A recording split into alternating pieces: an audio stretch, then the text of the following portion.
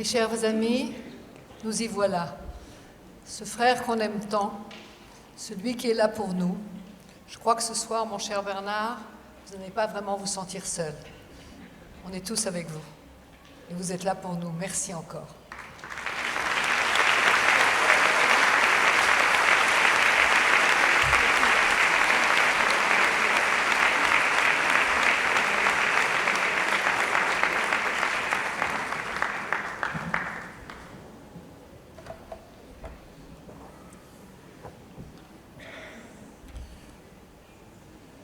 Merci, cher Claude Breitman.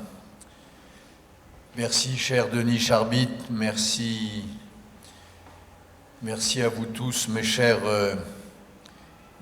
amis et mes chers collègues, d'ailleurs, pour les professeurs, puisque je suis docteur de cette honoris causa de cette université, et que c'est aussi à ce titre et dans cet esprit que je me sens là ce soir. Merci à vous tous. Merci tout particulièrement à Laetitia et Pascal Liard. J'aimerais qu'ils se lèvent, les parents de Nathan, ce jeune héros mort le 7 octobre à la frontière de Gaza, alors qu'il venait, votre fils, au secours des naufragés, au secours des victimes de ce pogrom géant. Que vous ayez la force de nous rejoindre ce soir, que vous ayez le courage d'être parmi nous. J'en suis, chère Laetitia, cher Pascal, j'en suis personnellement très ému, bouleversé, et je vous remercie du fond du cœur. Je voudrais remercier aussi l'un de mes camarades qui est ici, que j'ai rencontré il y a 1 an sur une autre des lignes de front de la liberté, un soldat israélien, un jeune soldat de Tsahal que j'ai rencontré en Ukraine, en première ligne. Il était l'un de ces volontaires internationaux qui faisaient honneur à l'humanité en venant défendre la liberté de l'Ukraine. Il s'appelle Vitali Pali. Je vous demande, cher Vitali, de te lever. Je te remercie aussi d'être venu. Je sais que vous êtes aujourd'hui de nouveau sur le front, sur l'un des fronts où se bat Israël aujourd'hui. Je ne dirai pas lequel, tu sais. Et je sais que tu es venu tout spécialement pour nous honorer de ta présence ce soir. Et je suis également heureux de ce geste de fraternité que tu accomplis à ton tour. Merci, Vitali.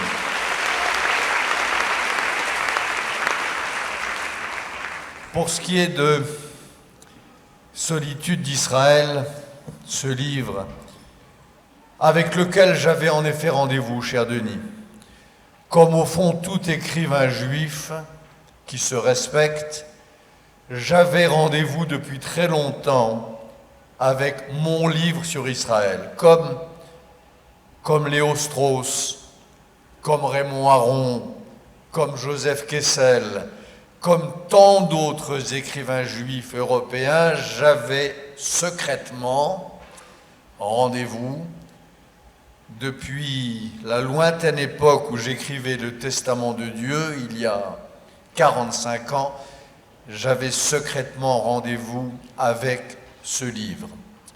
Mon Ahavat Israël faisait que je l'avais en moi et qu'il a fallu en effet le choc de l'événement majuscule, celui que vous avez évoqué, pour que ce livre vienne et pour que d'une certaine façon, d'ailleurs, il coule de source. Sur ce livre, vous, cher Denis, toi, cher Claude Breitman, vous avez dit l'essentiel, sérieusement, sérieusement. Je voudrais ajouter peut-être quelques mots sur les raisons pour lesquelles je l'ai écrit et l'esprit dans lequel je l'ai écrit, ce livre. Dans quel esprit j'ai écrit donc Solitude d'Israël? D'abord, je l'ai écrit du fond de mon Ahavat Israël, je l'ai écrit du fond de mon amour pour Israël, pour le peuple juif, dont je suis si fier d'être, mais pour Israël.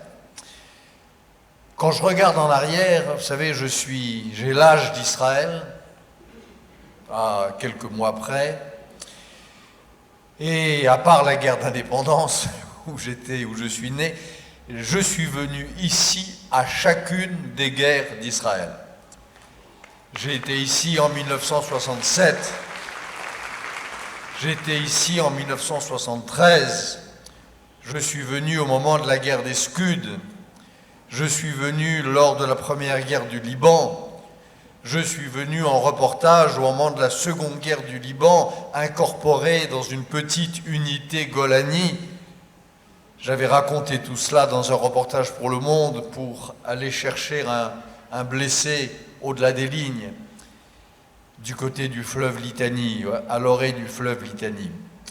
J'étais ici lors de la première guerre de Gaza, aussi incorporé, j'ai raconté cela à l'époque dans une unité israélienne pour essayer de dire la vérité sur cette guerre dont on nous disait qu'elle était le crime le plus monstrueux qu'ait commis l'humanité depuis la nuit des temps. Je suis venu ici pour dire la vérité.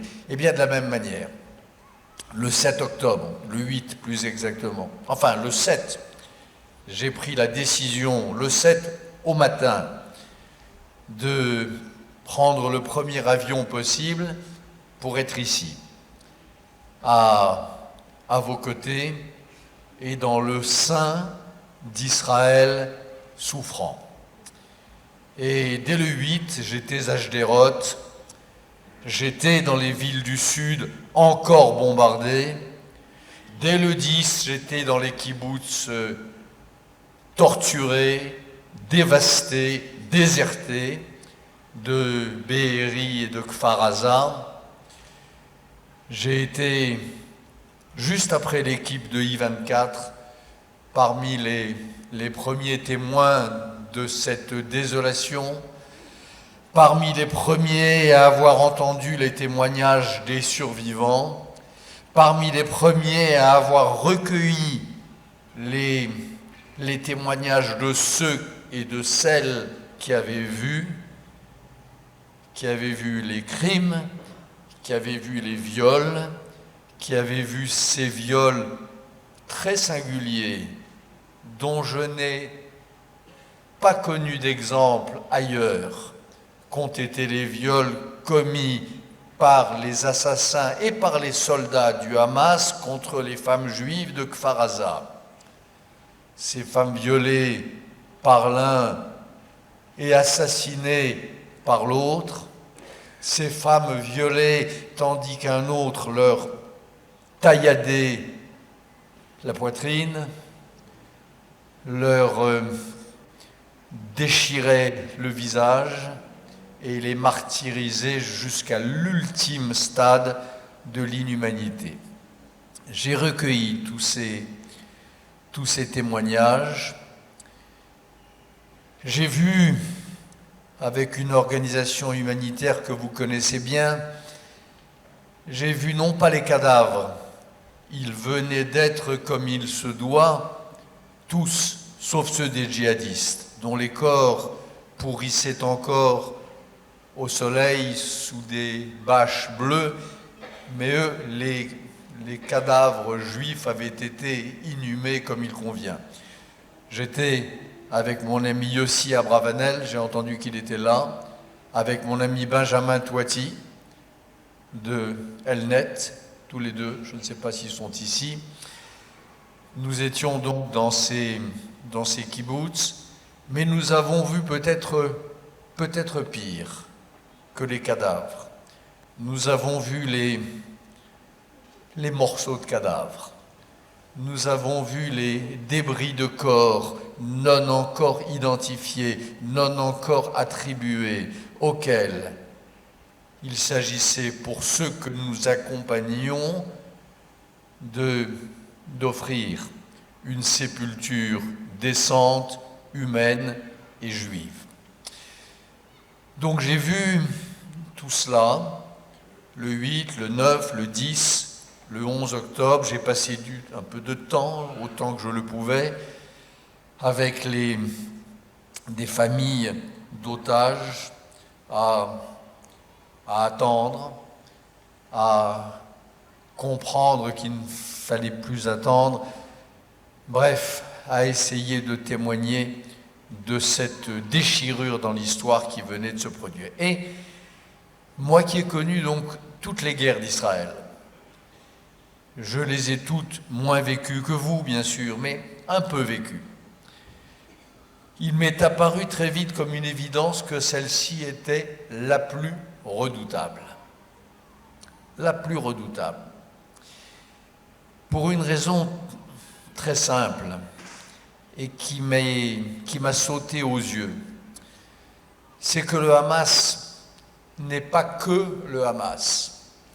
Le Hamas n'est pas juste une organisation terroriste. Bien sûr que c'est une organisation terroriste et qu'il ne faut pas se lasser de le dire.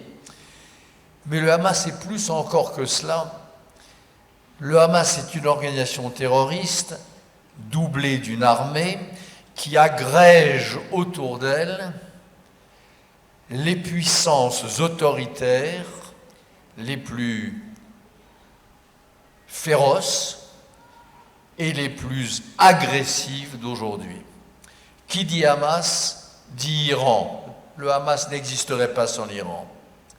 Qui dit Hamas, dit quelques-uns des pays arabes qui n'ont pas rejoint les accords Abraham. Je pense par exemple au Qatar, où continue à l'heure même où nous parlons de vivre, de plastronner, de voyager les chefs du Hamas, les chefs politiques du Hamas. Qui dit Hamas dit la Turquie de M. Erdogan, qui dès le 8 octobre au soir a affirmé son soutien à cette organisation de résistance, de libération nationale, de lutte contre l'oppression qu'était à ses yeux le Hamas. Qui dit le Hamas dit la Russie avec laquelle certains dirigeants israéliens ont cru bon dans le passé de faire alliance, ou ont cru pouvoir. Quelle erreur! La Russie est l'un des pays, en tout cas le plus important des pays, qui a reçu les militaires du Hamas avant le 7 octobre, qui les a reçus après le 7 octobre, et qui les a reçus dans un cas et dans l'autre, avec tous les honneurs et tout le faste possible. Donc autour du Hamas, il y a tout ça. Il y a cette internationale du crime. Il y a la Chine aussi, qui est l'un des pays, en tout cas le plus grand pays, à n'avoir pas condamné le 7 octobre, à avoir laissé déferler sur ces réseaux, qui alors là pour le coup n'ont de sociaux que le nom, une vague d'antisémitisme sans précédent dans l'histoire chinoise. Donc une guerre où le petit Israël, grand par l'esprit et petit par la taille, voit se ranger contre lui cette internationale noire, est une guerre redoutable.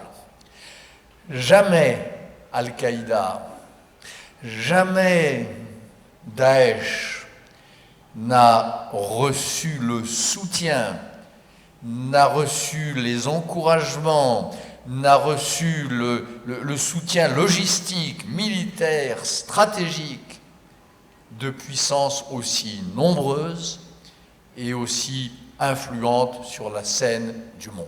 Pour cette raison-là, parce que le Hamas c'est tout ça à la fois, Parce que le Hamas que l'on nous présente sur les campus américains ou français comme une petite organisation campant sur une petite bande de terre, parce que le Hamas, c'est cet empire, ou le centre de cet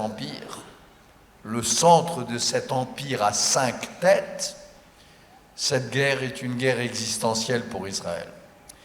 Et ça, je l'ai senti avec mes camarades Yossi et Benjamin, je l'ai senti dès le premier jour, dès que j'ai mis le pied à Sderot et dans les kibboutz martyrs. Première chose que je voulais vous dire ce soir. La deuxième chose, c'est que j'ai écrit ce livre avec toute l'expérience dont Denis Charbit vous a dit un mot et qu'autorise mon grand âge, avec toute l'expérience de reporter, et en particulier de reporter de guerre, que j'ai acquise au fil du dernier demi-siècle. J'ai couvert beaucoup de guerres. Des guerres en Afrique, des guerres en Asie, des guerres innombrables. Pour le journal Le Monde, pour le New York Times, pour le Wall Street Journal, pour le magazine Paris Match. J'ai couvert beaucoup de guerres. En particulier, il y a 2 guerres récentes que j'ai connues de très près. Et c'est important, vous allez voir pourquoi, je crois. La première, c'est la guerre que les États-Unis ont déclarée après le 11 septembre à Al-Qaïda, en Afghanistan. Après le massacre du 11 septembre, les États-Unis ont déclaré la guerre à Al-Qaïda, donc aux talibans, donc à l'Afghanistan. Il se trouve que j'étais là, envoyé représentant personnel du président Jacques Chirac, à l'époque, chargé d'une mission dont le rapport est public, qui est un petit livre qu'on trouve sur Amazon, chargé d'une mission sur la manière dont l'Occident, et en particulier la France, pourrait contribuer à la reconstruction de cet Afghanistan libéré du joug taliban. Donc j'ai vécu cela. J'ai vécu les bombardements américains et les bombardements de leurs alliés sur les villes de Jalalabad, de Mazar-i-Sharif, de Kaboul et d'ailleurs. J'ai vécu de très près, plus récemment, une autre guerre à laquelle mon pays, la France, a été mêlé. C'est la guerre pour la libération de Mossoul. Là encore, des attentats terroristes majeurs, Bataclan, Charlie Hebdo, Hyper Cacher, légitime défense du pays victime, la France, d'une large coalition internationale autour d'elle, et attaque de l'État islamique dans son fief, dans son califat, la ville de Mossoul. Ça aussi, honnêtement, je connais bien.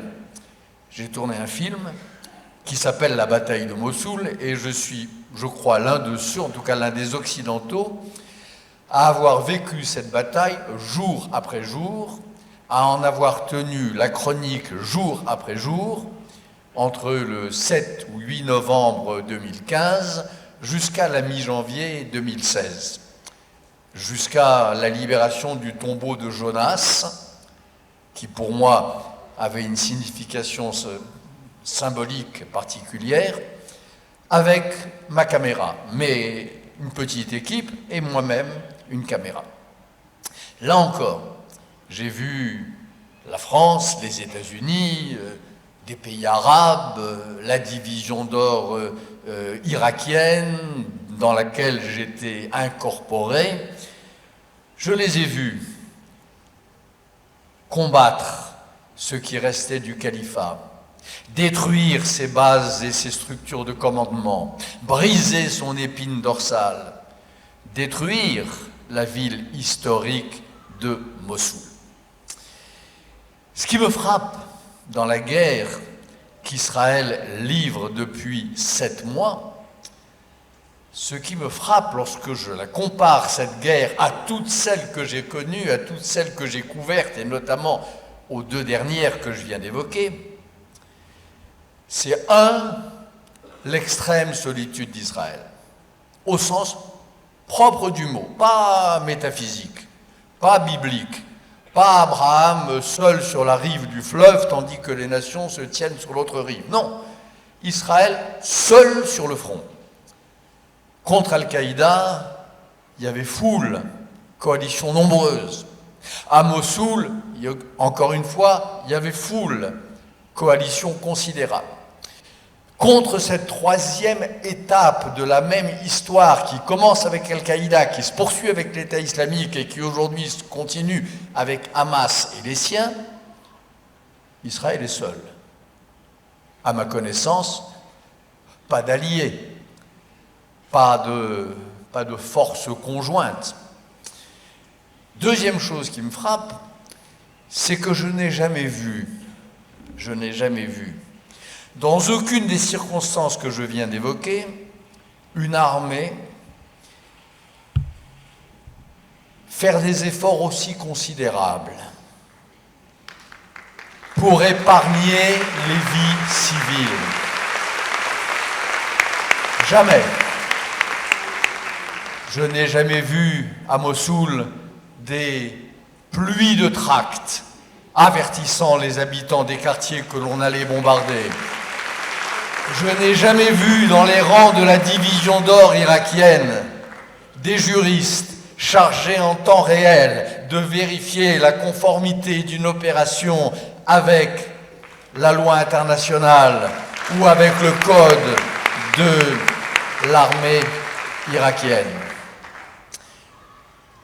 Jamais je n'ai vu autant de précautions pour chaque fois qu'un possible crime de guerre était évoqué, enquêté, documenté, expliqué. Je parle de l'armée israélienne, je parle de ses porte-paroles. Je n'ai jamais vu cela, ni à Mossoul, ni à Kaboul, et je ne parle pas de tant d'autres guerres dont j'ai été le rapporteur. Et en revanche, je n'ai jamais vu, jamais, ni à Mossoul, ni à Kaboul, je n'ai jamais vu l'opinion internationale, je ne dis même pas s'acharner, mais même évoquer, se soucier des victimes civiles. Moi, à Mossoul, je me souciais des victimes civiles. J'ai vu des choses atroces qui me rendaient malade. Je les ai filmées. J'ai vu des convois de nourriture qui n'entraient pas ou qui, lorsqu'ils entraient, étaient pris d'assaut par des foules affamées. Personne n'en parlait, sauf moi, dans la bataille de Mossoul, diffusée par Arte il y a quelques années et encore disponible, je crois, sur Internet.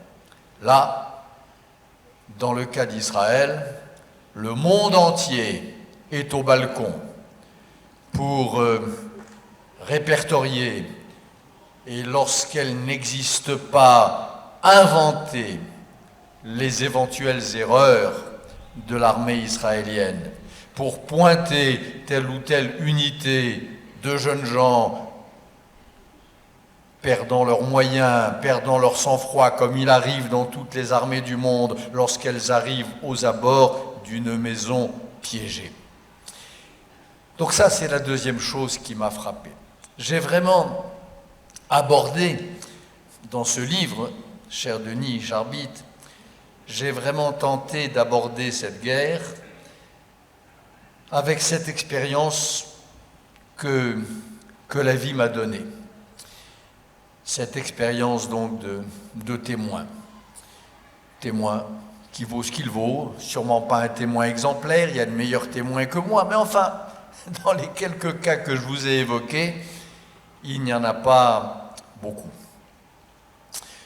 Troisièmement, j'ai écrit Solitude d'Israël, pardon monsieur le ministre, j'ai écrit Solitude d'Israël, je dirais pas comme un, parce que je ne sais plus très bien ce que cela veut dire, mais je dirais pas comme un homme de gauche, mais en tout cas comme un libéral au sens américain du mot, comme un libéral, parce que c'est ce que je suis. C'est ce que j'ai toujours été depuis ma jeunesse, et que si j'ai perdu quelques illusions, je n'ai pas perdu mes convictions. Et d'ailleurs, j'ai toujours aimé Israël, toujours, parce que c'est l'État des Juifs, bien sûr, mais aussi parce qu'Israël m'a toujours semblé aligné, m'a toujours semblé fidèle à ces grandes valeurs du progressisme, mettons. Même si le mot ne me satisfait pas non plus, mais on ne va pas entrer dans des débats philosophiques tels que je le conçois. Je me suis battu toute ma jeunesse contre l'apartheid en Afrique du Sud.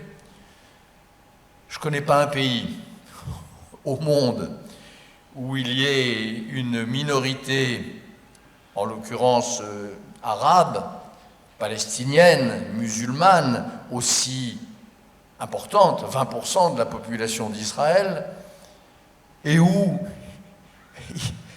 non seulement l'apartheid est une idée absurde, mais je ne connais pas un pays qui, en acte, par la composition de sa Knesset, par la composition de sa Cour suprême, par l'esprit de ses lois, par ses mœurs politiques, soit plus à l'opposé de l'idée même d'un apartheid. J'aime ça en Israël. J'ai toujours aimé en Israël, d'abord, bien sûr, que c'est l'État où les Juifs sont de nouveau chez eux, mais c'est aussi le lieu du monde où l'un de mes rêves de jeunesse, le rêve d'une société multiethnique, le rêve d'une société où on peut venir de Russie, d'Europe, d'Éthiopie, d'Asie, du monde arabe. Je pense aux Juifs de Libye, aux Juifs de Syrie, arrivés, réfugiés, au terme d'une autre sorte de Nakba, sont arrivés en 1948. Je ne connais pas un pays au monde où cet idéal multiculturel, multiethnique, auquel je n'ai jamais tout à fait renoncé, est autant pris cher, se soit autant incarné qu'en Israël. Le libéral que je suis, le progressiste que je suis, s'est toujours émerveillé de voir le rêve de Jean-Jacques Rousseau, c'est-à-dire le rêve d'une démocratie qui naît non pas au forceps, sur le temps long, difficultueusement, à travers des chaos, à travers des retours en arrière et des épreuves, mais où une démocratie puisse naître du jour au lendemain. Idéal de Rousseau dans le contrat social, son hypothèse théorique. Rousseau disait « Quelle merveille ce serait si un jour, quelque part, pouvait, overnight, du soir au matin, naître toute armée une république, c'est-à-dire une démocratie. » Il y a un endroit où cela s'est passé. Un endroit, c'est en Israël. Du jour au lendemain, entre 1947 et 1948, un peuple de pelés et de tondus, pour parler, cher Claude Breitman, comme André Malraux. Un peuple exsangue, un peuple de rescapés, un peuple de naufragés, un peuple d'hommes doux qui avait fait l'épreuve de la plus absolue des barbaries. Du jour au lendemain, ont inventé une démocratie exemplaire. J'ai aimé cela dès 1967 en Israël. Aujourd'hui, il y a deux choses qui me frappent en Israël et qui font que j'admire Israël et qui font que ce livre d'amour pour Israël a, comme je vous le disais, coulé de source. Il y a par rapport à la question qui nous occupe aujourd'hui, qui est la question de la guerre. Il y a deux choses qui distinguent une démocratie. Une démocratie dans le rapport à la guerre, cela se distingue en particulier à deux traits. Premier trait, c'est la capacité de résistance des institutions démocratiques à cet état d'exception qu'est l'état de guerre. En général, vous faisiez allusion, Denis Charbit, à la guerre d'Algérie en France. La guerre d'Algérie, il a fallu quelques mois, peut-être un peu plus, peut-être 2 ans, pour que l'épreuve de la guerre, l'épreuve de cet état d'exception qu'est la guerre, fasse que nous entrions en France en état d'exception et que quelques-unes des libertés démocratiques auxquelles nous tenons tant soient suspendues. Ça, c'était il y a 40 ans. Il y a 20 ans, autre démocratie exemplaire, la démocratie américaine. Il s'en est fallu, là, pour le coup, de quelques semaines après le 11 septembre, pour que Patriote 1, Patriote 2, autrement dit, pour que, au nom de la lutte, peut-être c'était légitime, je ne sais pas, mais pour qu'au nom de la lutte contre le terrorisme, de nouveau, un certain nombre de libertés démocratiques se voient suspendues. Israël est en guerre, pas depuis 75 semaines comme la France de la guerre d'Algérie, pas depuis 75 jours comme l'Amérique de Patriot Act, mais depuis le jour de sa naissance, c'est-à-dire depuis 75 ans. Et Israël, pour autant, n'a jamais cédé à l'état d'exception. C'est incroyable, c'est sans précédent. C'est sans précédent dans l'histoire des démocraties. On peut être droite, gauche, on peut être pro-Bibi, anti-Bibi, c'est pas le sujet. Le sujet, c'est que pour la première fois dans l'histoire des démocraties, une démocratie tient bon, que ses institutions résistent, malgré l'état d'exception, d'un bout à l'autre de son histoire, et notamment aujourd'hui. Que je sache, il y a tous les samedis, et j'espère bien être là samedi et être à leur côté, il y a tous les samedis des hommes et des femmes qui se réunissent, qui se rassemblent pour demander la libération des otages. Et parfois, des élections. Je n'ai jamais vu cela dans une autre démocratie que la démocratie israélienne. Et puis il y a un autre trait qui distingue les démocraties dans leur rapport à la guerre.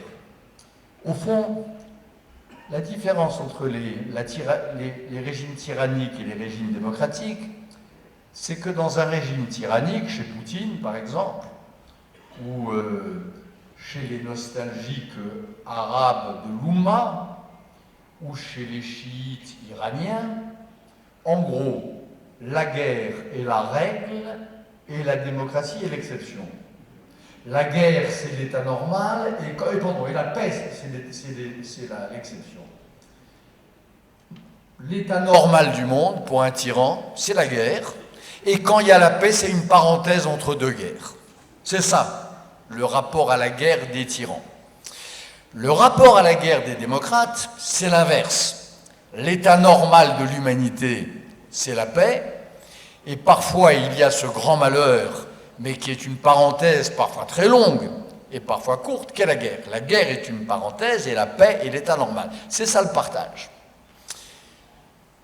En Israël, il se trouve, comme je le disais tout à l'heure, que, hélas, la guerre est la règle, la norme.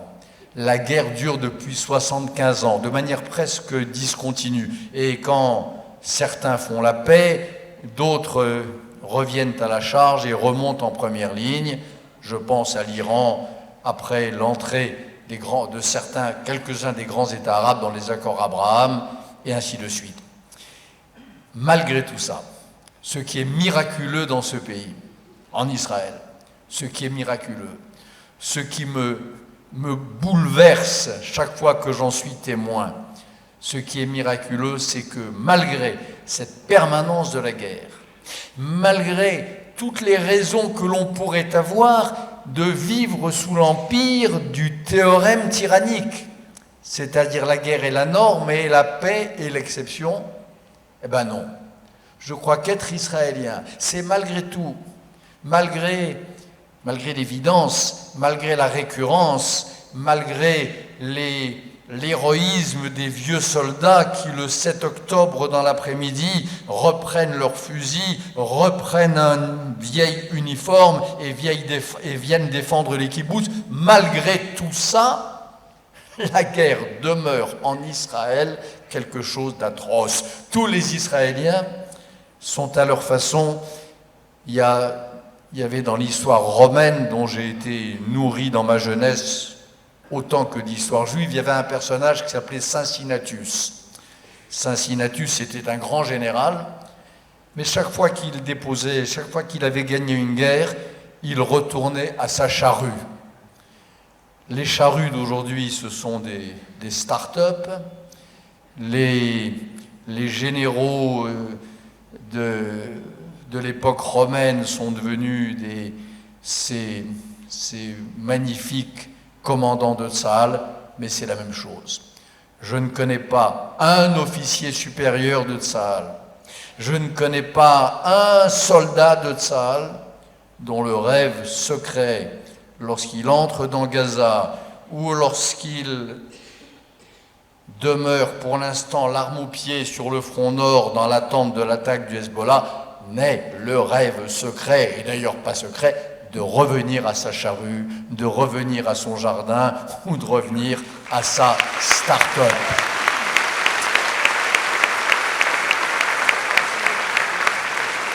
Donc Solitude d'Israël, je l'ai écrit comme ça, à ce titre-là aussi. Je l'ai écrit du fond de mes convictions qui étaient celles de l'époque où j'écrivais ce livre sur le Bangladesh que vous évoquiez, du fond de ces convictions de libéral. Et puis, je l'ai écrit aussi du fond de mon être juif. J'ai écrit ce livre parce que je suis juif et je l'ai écrit en juif. Et là encore, c'est une distinction qui ne va pas nécessairement de soi, parce que vous savez tous qu'au moment de la naissance du sionisme, il y a eu un vrai débat théorique, philosophique, théologique, politique sur la nature de l'État qu'on était en train de mettre au monde. Il y avait parmi les bâtisseurs d'Israël des femmes et des hommes qui pensaient qu'il fallait juste faire un État, qu'il fallait juste rejoindre le concert des nations, qu'il fallait faire une nation de plus, qu'il fallait rompre avec la solitude abrahamique, qu'il fallait rejoindre de l'autre côté du fleuve, sous les arbres, comme dira bien plus tard Hemingway, les autres nations. On a même attribué à David Ben-Gurion ce mot dont j'ai toujours pensé qu'il était apocryphe, selon laquelle Israël serait vraiment Israël, quand Israël serait à ce point normal que l'on y trouverait aussi son lot d'escrocs, de prostituées, et puis je ne sais plus de quoi. Il y a eu ce courant-là. Faire un État normal. Rejoindre tardivement le grand mouvement de réveil des nations, commencé avec la Révolution française, et dont Israël serait la dernière fleur. Et puis il y avait en face des hommes comme Theodor Herzl, comme Max Nordau, comme Haïm Arlozorov, comme Gershom Scholem, qui pensaient, attendez, c'est pas la peine d'avoir attendu si longtemps, c'est pas la peine de rejoindre le cortège des nations si tard, si c'est pour ne pas profiter, si j'ose dire, de ce contretemps, pour éviter les pièges dans lesquels les autres nations sont tombées, pour éviter les écueils contre lesquels elles se sont heurtées, pour éviter leurs erreurs. Autrement dit, pour ne pas faire un État un peu exemplaire. Et pour cela, pour ceux que j'ai cités, Arlozorov, Scholem et les autres, faire un État un peu exemplaire, ça voulait dire Et je pense en vrai, pour Ben Gurion lui-même, ça voulait dire faire un État juif. Moi, j'ai toujours été, comme je crois,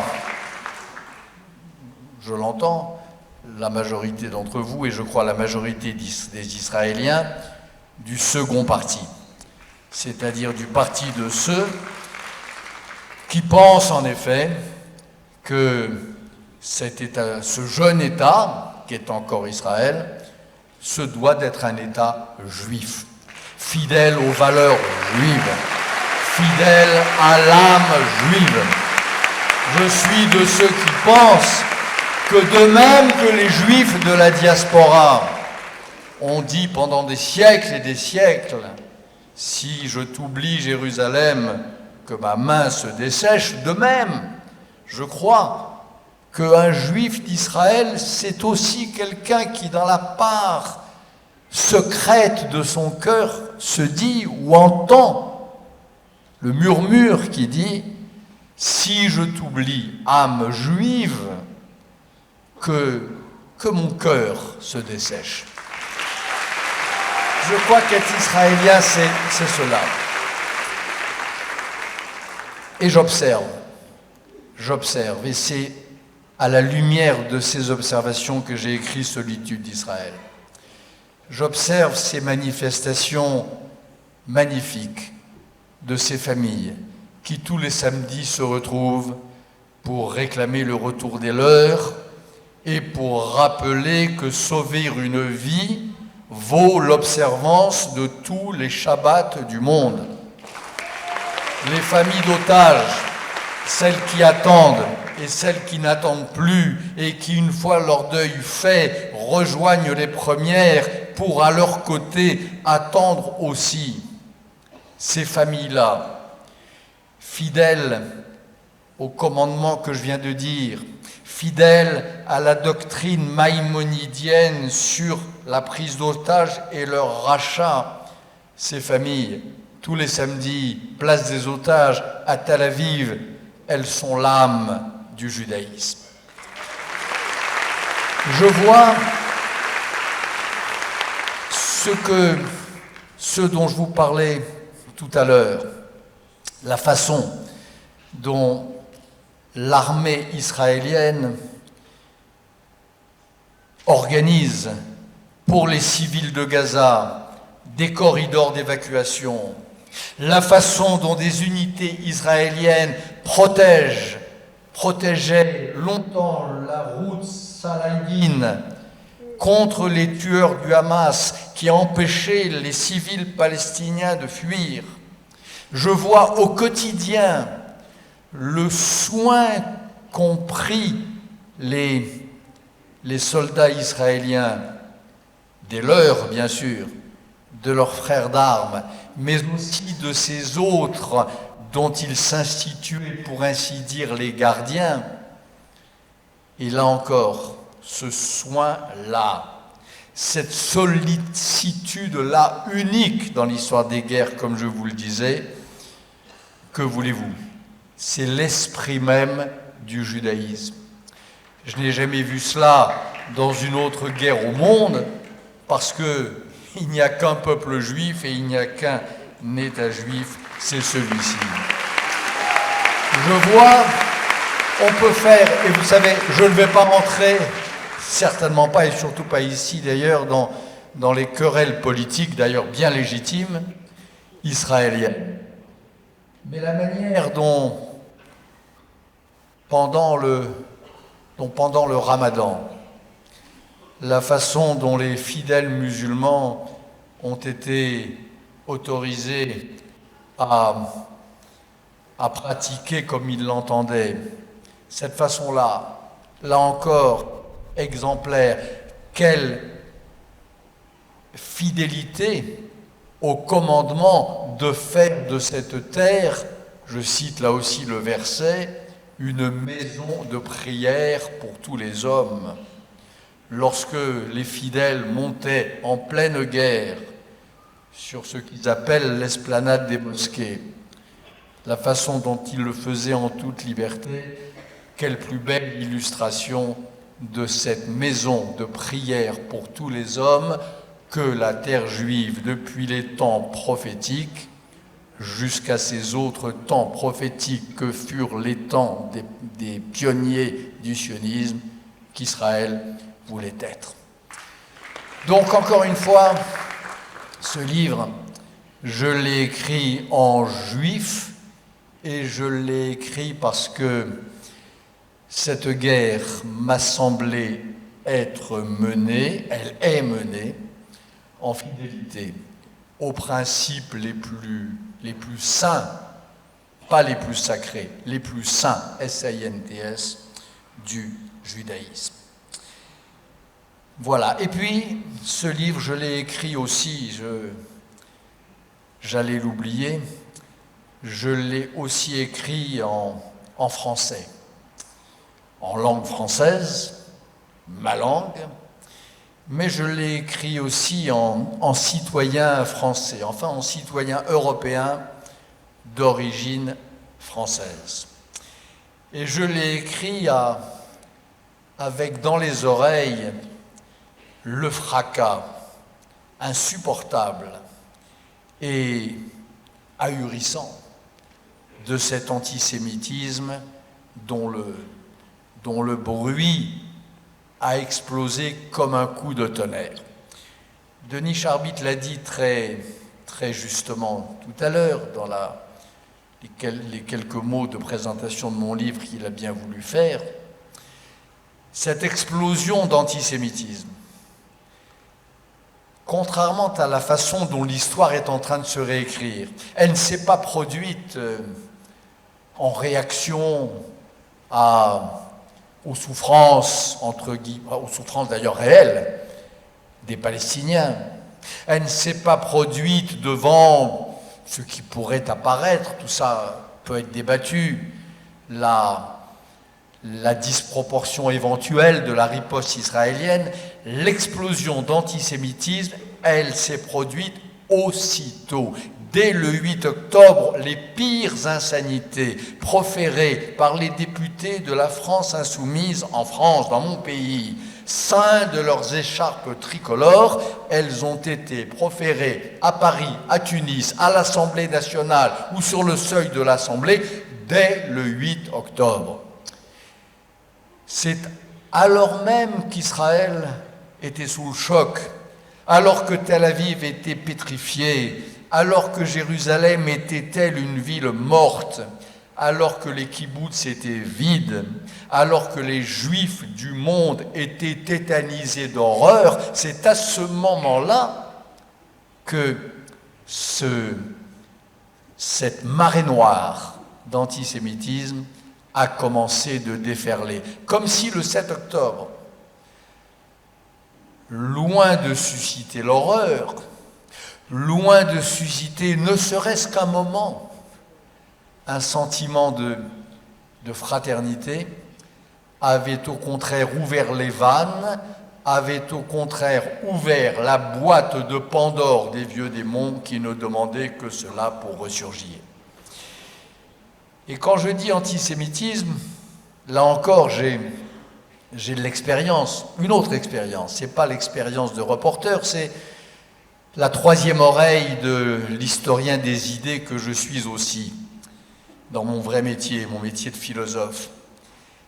Ce qu'on a entendu dans les rangs de la France insoumise en France, ce que l'on a entendu aux Nations Unies depuis les plus minables des comités Théodule jusqu'au sommet de la hiérarchie des Nations Unies, ce que l'on a entendu chez tel ou tel des conseillères ou des conseillers du Premier ministre britannique ou du président Biden, je donne tous ces exemples dans mon livre, c'est pas juste de l'antisionisme, et c'est même pas de l'antisionisme comme, ce que je crois, le nouveau visage de l'antisémitisme.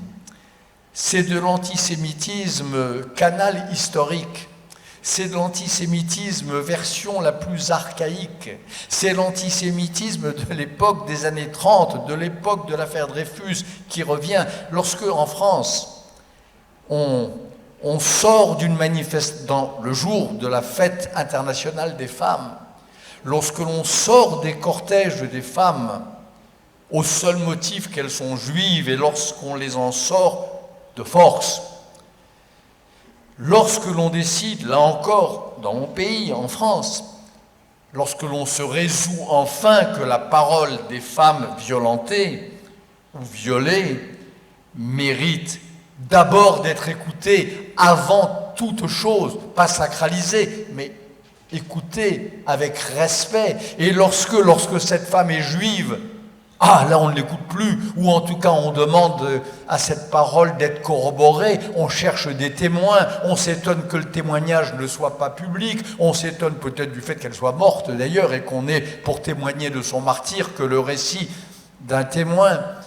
Bref, lorsque le viol est un crime contre l'humanité, sauf quand on est juive, lorsque dans les universités américaines et françaises, l'on transforme le vieux mot dans une espèce de caricature grimaçante, grinçante, des mots d'ordre de ma jeunesse où on disait autrefois, il y a 50 ans, au moment de la guerre du Vietnam, la guerre américaine au Vietnam, on disait 1, 2, 3, 1000 Vietnam.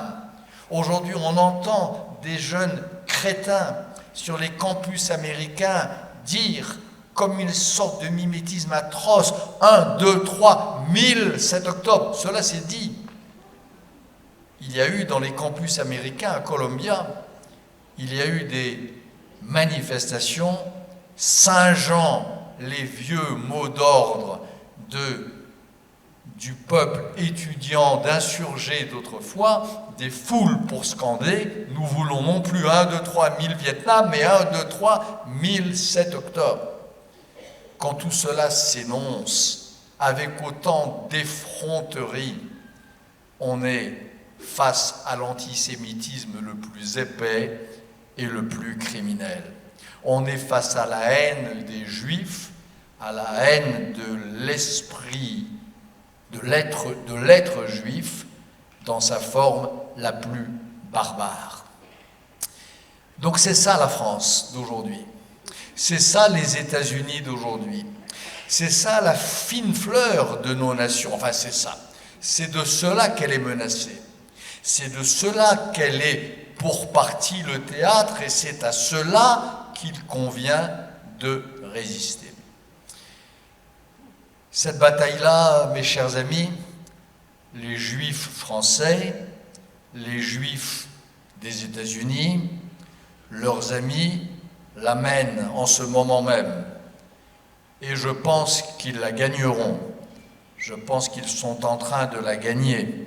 Parce que les Juifs, aujourd'hui, contrairement aux âges anciens, contrairement aux années 1930, contrairement aux années 1910, les Juifs en France, les Juifs aux États-Unis sont forts.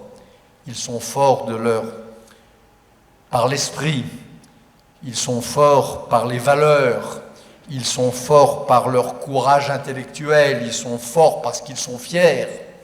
Donc je pense qu'ils gagneront cette bataille. Mais ils la gagneront avec vous. Nous la gagnerons ensemble.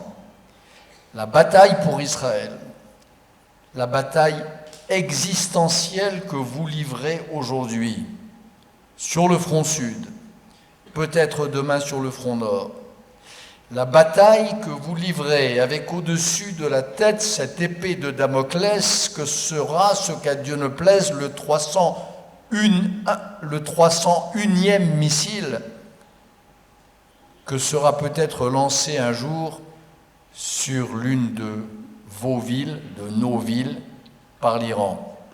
Cette bataille-là, il faut que vous la gagniez. Il faut que nous vous aidions à la gagner. Il faut que l'Occident vous aide à la gagner comme il aide l'Ukraine. Parce que si vous la perdez, nous perdons tous.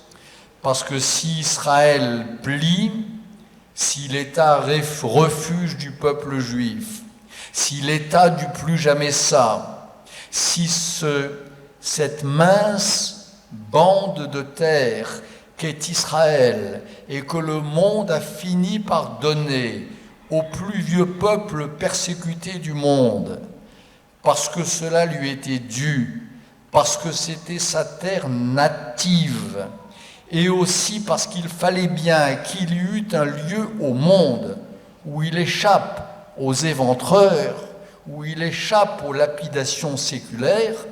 Cette terre-là, si elle n'est pas sauvée, si elle ne sort pas de cette guerre triomphante, alors je crois que c'en sera fait du peuple juif dans son ensemble. Plus que jamais, nos destins sont liés, juifs du monde, tous ensemble, destins liés. À ce prix-là, nous gagnerons. Merci.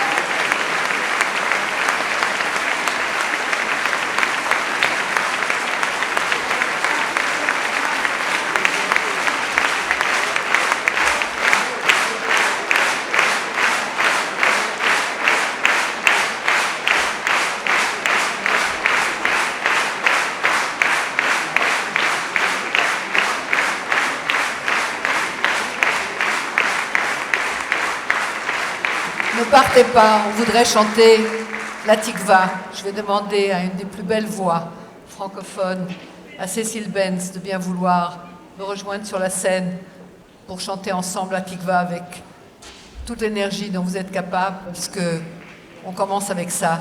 C'est comme ça qu'on va gagner, en restant nous-mêmes, en restant fidèles à ce que Bernard nous a proposé dans une charte de valeurs spirituelles extraordinaires. On est particulièrement bouleversés et touchés par tout ce que tu nous as dit, Bernard, on ne l'oubliera pas. Merci, 1000 fois. Et après, vous êtes invités à une signature personnelle de son livre magnifique et on vous guidera tout simplement avec ça. Cécile, c'est à toi. Merci 1000 fois, ma chérie.